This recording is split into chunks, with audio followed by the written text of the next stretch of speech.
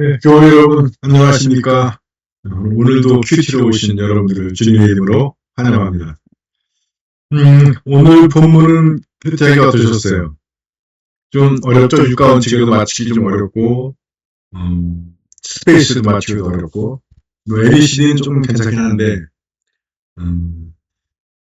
좀 다시 한번 여러분들에게 리와인드 시켜드리면, 이 과정은 관찰, 해석, 적용. 요게 가장 중요한 틀입니다. 그래서 이 관찰을 용이하게 하기 위해서 육가원칙도 적용해 보는 거고, 스페이스도 적용하는 거고, ABCD도 적용해 보는 거예요. 오늘은 제가 그걸 이제 제가 한번 보여드릴 텐데, 그래서 제일 거듭 말씀드리면 거기에 얽매이지 않으시는 게 제일 좋습니다. 관찰해서 적용, 이것만 기억하시고 어떤 내용이 쓰여 있는지, 그다음에 그것이 어떤 내용인지, 그리고 그것이 나한테는 어떤 의미인지, 그것이 그 세 번째가 제일 중요한 거거든요. 그래서 꼭 육가원칙이나 스페이스는 ABC에 매이지 않으셔도 된다. 근데 그게 잘 안 되니까 그런 틀을 짜가지고 한번 맞춰보시라 하면, 그러다 보면 이런 말씀이 내게 탁 다가오는 때가 있다라는 겁니다. 본문으로 들어가시죠. 오늘의 예시는 시편 19편 7절에서 14절 말씀입니다. 제가 읽겠습니다. 야훼의 법은 이지러짐이 없어 사람에게 생기를 돌려주고, 야훼의 법도는 변함이 없어 어리석은 자도 깨우쳐준다. 야훼의 부문은 그릇됨이 없어 사람의 마음을 즐겁게 하고, 야훼의 계명은 맑아서 사람의 눈을 밝혀준다.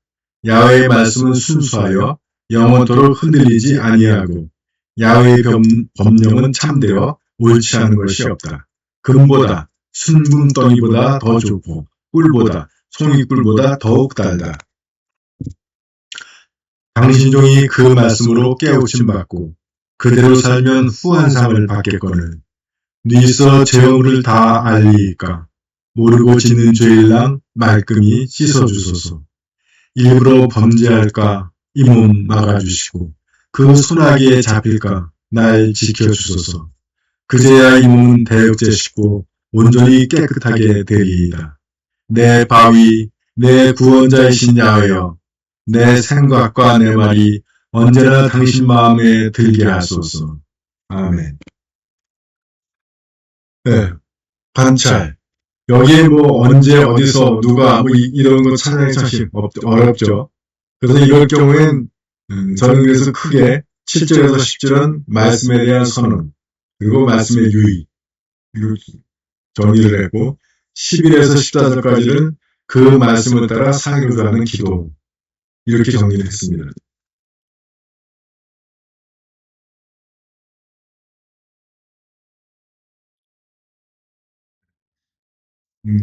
그러니까 저게 틀렸습니까?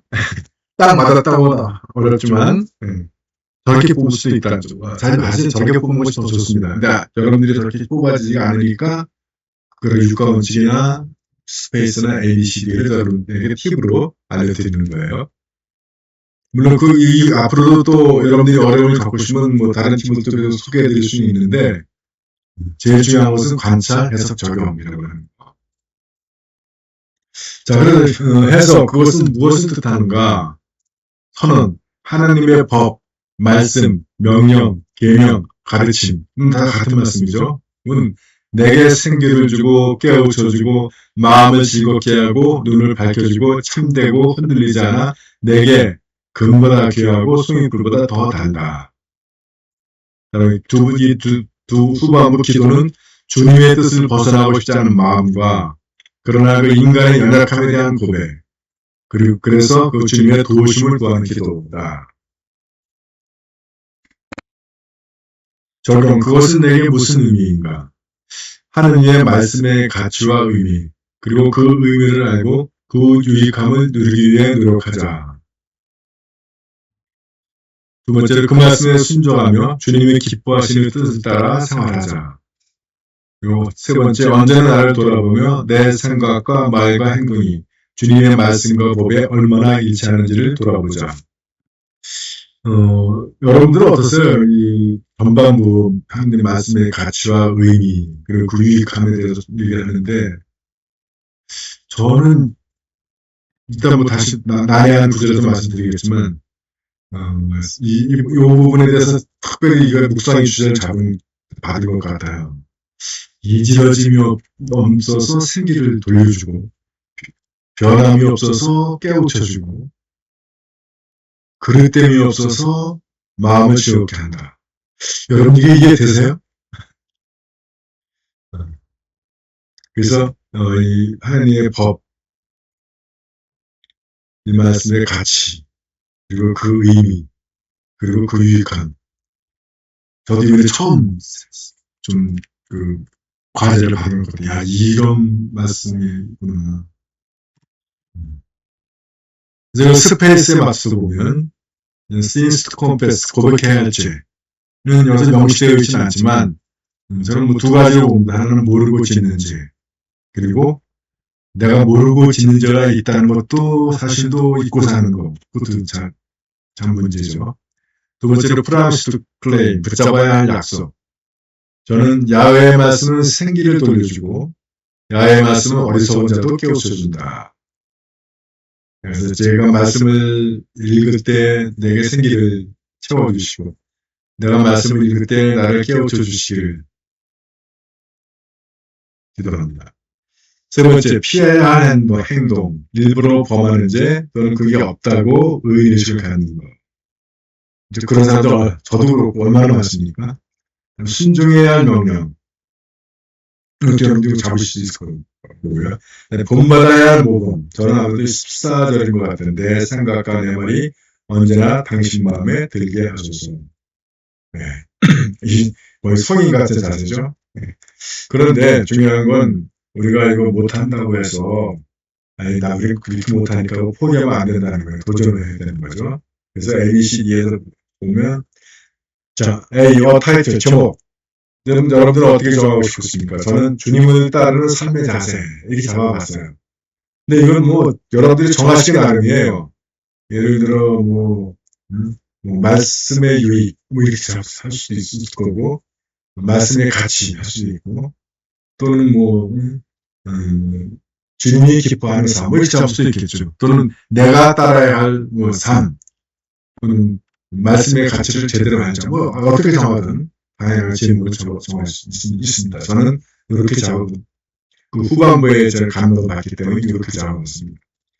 B 베스트 센텐스 감명 깊은 구절. 저는 12절을 골랐습니다. 뉘서 죄어물을 다 알리니까 모르고 짓는 죄일랑 말끔히 씻어주소서.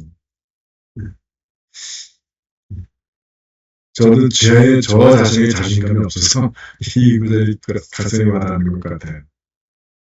챌린지 도전되는 구절.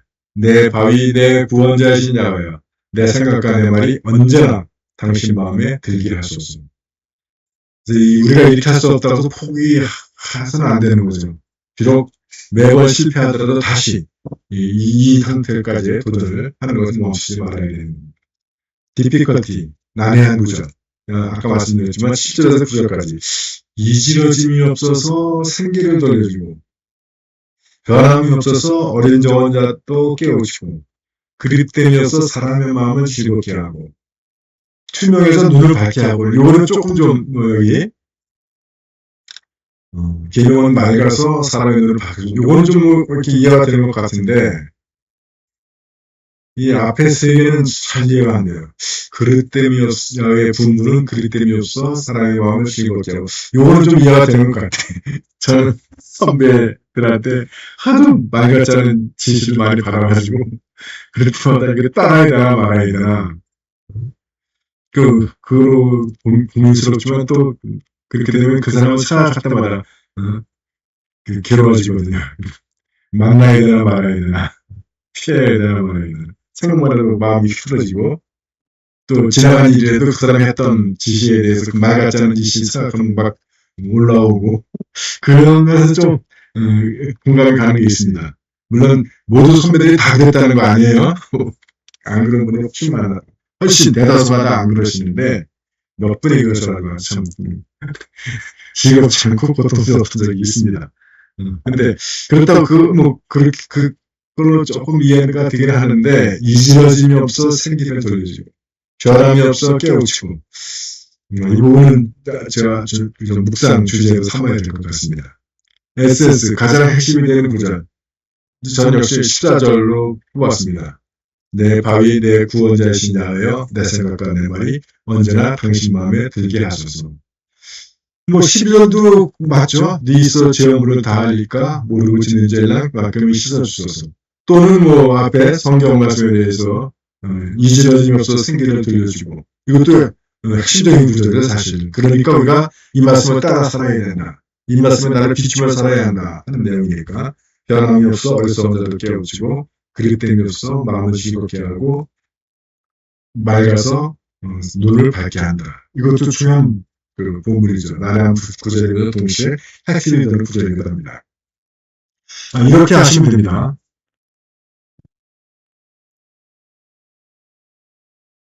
자, 오늘의 과제 드립니다. 오늘의 과제는 다니엘서 3장 14절에서 28절 바로 불구덩이에 떨어지는 세 청년 그 유명한 말 그리 아니하실지라도 나오는 말씀이죠. 함께 읽겠습니다. 느부갓네살이 물었다. 사드락, 메삭, 아벤느고 너희는 내가 세운 금신상 앞에 절을 하지 않고 내가 위하는 신을 섬기지 않았다니 그게 사실이라. 이제라도 나팔, 피리, 검고, 사연금, 칠연금, 통수 등 갖가지 악기 소리가 나는 대로 곧 엎드려 내가 만든 신상 앞에 절할 마음이 없느냐. 절하지 않으면 활활 타는 화덕 속에 던질 터인데 그래도 좋으냐. 내 손에서 너희를 구해주시니 과연 있겠느냐. 사드락과 메삭과 아벤느고가 느부갓네살 왕에게 대답했다. 저희는 임금님께서 물으시는 말씀에 대답할 마음이 없습니다. 저희가 섬기는 하나님께서 저희를 구해주실 힘이 있으시면 임금님께서 소신들을 활활 타는 화덕에 집어넣으셔도 저희를 거기에서 구해주실 것입니다. 비록 그렇게 되지 않더라도 저희는 임금님의 신을 섬기거나 임금님께서 세우신 금신상 앞에 절할 수 없습니다.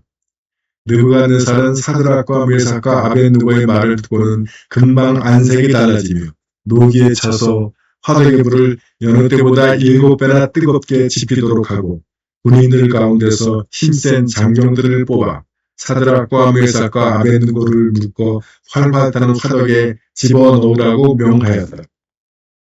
사람들은 그들을 도포와 속옷 등 옷을 입고 관을 쓴 채로 묶어서 활활 타는 화덕 속에 집어넣었다. 왕명이 그만큼 급했던 것이다. 화덕이 너무나 닳아 있었으므로 사드락과 메삭과 아벤느고를 넣었던 사람들이 불길에 타 죽고 말았다. 사드락과 메삭과 아벤느고 세 사람은 꽁꽁 묶인 채 불타는 화덕 속에 던져졌다. 그런데 느부갓네살 왕이 깜짝 놀랄 일이 생겼다. 그는 벌떡 일어나 측근자에게 물었다. 꽁꽁 묶어서 화덕에 집어넣은 것이 3명 아니었더냐. 그들이 대답했다. 임금님, 그렇습니다. 그런데 4사람이 아무 탈 없이 화덕 속에서 거닐고 있으니 어찌된 일이냐. 저 넷째 사람의 모습은 신의 모습을 닮았구나 하면서 느부갓네살은 활활 타는 화덕 어귀에 가서 이렇게 외쳤다. 사드락과 메삭과 아벤느고야. 지극히 높으신 하느님을 섬기는 자들아. 어서 나오너라. 사드락과 메삭과 아벤느고가 화덕에서 나온 다음 지방장관들과 대신들, 총독들, 왕의 측근들이 모여와 그들을 살펴보니 몸이 불에 데기는커녕 머리카락 하나 거슬리지 않았고 도포도 눕지 않았으며 불길이 닿은 냄새조차 나지 않았다. 사드락과 메삭과 아벤느고가 숨기는 신이야말로 찬양받으실 분이구나 하며 느부갓네살은 외쳤죠. 저들의 하느님께서 어명을 어기면서까지 목숨 걸고 당신만을 믿고 저희의 신 아닌 다른 신 앞에서는 절하지도 섬기지도 않는 이 신하들을 선자를 보내시어 구해내셨구나. 아멘.